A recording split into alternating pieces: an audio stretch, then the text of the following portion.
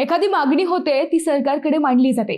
सरकार योजना आखतं, कामाला मंजुरी देतं, मग निधी येतो, त्यानंतर काम होतं. हा झाला विकास कामाचा एक प्रकार. आता दुसरा प्रकार कोणता? तर डायरेक्ट डॉक्टर सुजय विखे. होय, डॉक्टर सुजय विखे हा कामाचा दुसरा प्रकार आहे. आता तुम्ही म्हणाल हे काय नवीनच, पण त्यासाठी तुम्हाला हा व्हिडिओ पूर्ण बघावा लागेल. नमस्कार, मी अद्वैता आणि आपण पाहत आहात अहिल्यानगर लाईव्ह 24, नगरी राजकारणाचं परफेक्ट अनालिसिस. विषयाच्या सुरुवातीलाच आपण आमच्या ट्रोलर्सला काही सजेशन देऊ. काय होतंय, कोणताही विषय मांडला की काही महाभाग ट्रोलर्स हा चॅनल विखेंचा आहे का, हा चॅनल भाजपचा आहे का, हा चॅनल एकांगी बातम्या करतो वगैरे वगैरे अक्कल पाजळतात.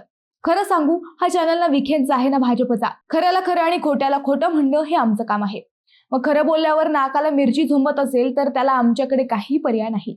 जो काय करील त्याचं कौतुक करून जो काम करणार नाही त्यातील कमतरता दाखवणं हेच आमचं काम आहे. मग तो कोणी व कोणत्याही पक्षाचा असो. जे ट्रोलर्सला मी एकांगी वाटतो ना, त्यांनी आमच्या सगळ्या बातम्या तपासाव्यात. जो चुकतोय त्याला उघडं पाडण्याचं काम आम्ही केलंय, मग तो कुणीही असो. आता आजच्या विषयात जर डॉक्टर सुजय विखेंनी काही चांगलं काम केलं असेल तर त्यांचं कौतुक करणं ही आमचं कामच आहे. पण त्यानंतर विरोधकांना आग लागली तर त्याला आम्ही काहीच करू शकत नाही. असो, आजचा विषय आहे अर्थातच नगर मनमाड रस्त्याचा.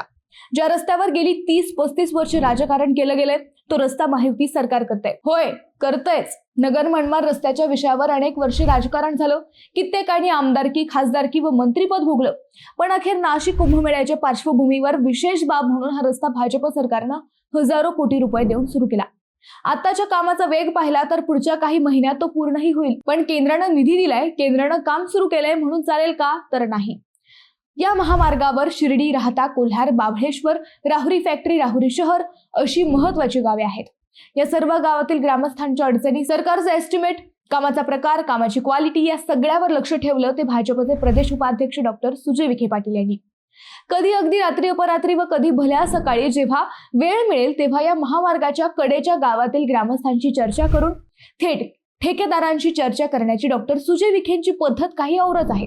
म्हणूनच आम्ही म्हणतोय, सरकारी कामाच्या दोन पद्धती आहेत. पहिली वर्षानुवर्षे चालत आलेली आणि दुसरी म्हणजे डॉक्टर सुजय विखे पाटील यांची. गेल्या महिनाभरात सुजय विखे यांनी तब्बल 10 ते 15 वेळा या रस्त्यावर काही तास थांबून सगळी परिस्थिती समजावून घेतली.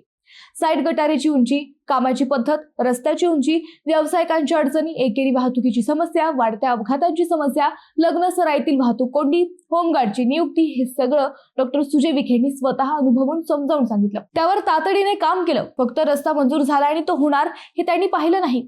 प्रत्यक्ष अडचणी समजून घेऊन ग्रामस्थांना पाहिजे तसा रस्ता करून घेण्यावर डॉक्टर सुजय विखेंनी भर दिला. हे खरं महत्वाचं आहे. शुक्रवारी सकाळी ही डॉक्टर सुजय विखे पाटील सकाळी 6:45 वाजता राहुरीत आले. पहिल्यांदा ग्रामदैवत खंडोबा महाराजांचं दर्शन घेतलं. त्यानंतर खंडोबा महाराज यात्रोत्सवाबाबत भाविकांशी व ट्रस्टींशी चर्चा केली. पुढच्या काही दिवसात हा यात्रोत्सव आहे. त्यातील भाविकांची गर्दी व रस्त्याचे काम या समस्यांची सांगड घालण्यासाठी त्यांनी तातडीने रस्त्याच्या कामाच्या ठेकेदारांसोबत चर्चा केली. राहुरी शहरात दरवर्षी होणाऱ्या खंडोबा यात्रेसाठी मोठ्या प्रमाणावर भाविकांची गर्दी होत असते. यात्रेच्या पार्श्वभूमीवर शहरातील वाहतूक व्यवस्था सुरळीत राहावी यासाठी नगर मनमाड राज्य महामार्गाचे अपूर्ण काम तातडीने पूर्ण करणे आवश्यक असल्याच्या सूचना डॉक्टर सुजय विखे पाटील यांनी ठेकेदाराला दिल्या. राहुरी परिसरातील राहिलेला टप्पा आता पुढील आठवड्याभरात पूर्ण होईल अशी शक्यता आहेत. डॉक्टर सुजय विखेंच्या या भेटीचं खंडोबा भक्तांनी व राहुरीकरांनी तोंड भरून कौतुक केलंय. मित्रांनो, तुम्हाला हा विषय कसा वाटला हे आम्हाला कमेंट करून नक्की कळवा. शिवाय व्हिडिओ आवडला असेल तर चॅनलला सबस्क्राईब करून व्हिडिओला लाईक करायला विसरू नका. पुन्हा भेटू नव्या विषयावर. तोपर्यंत धन्यवाद.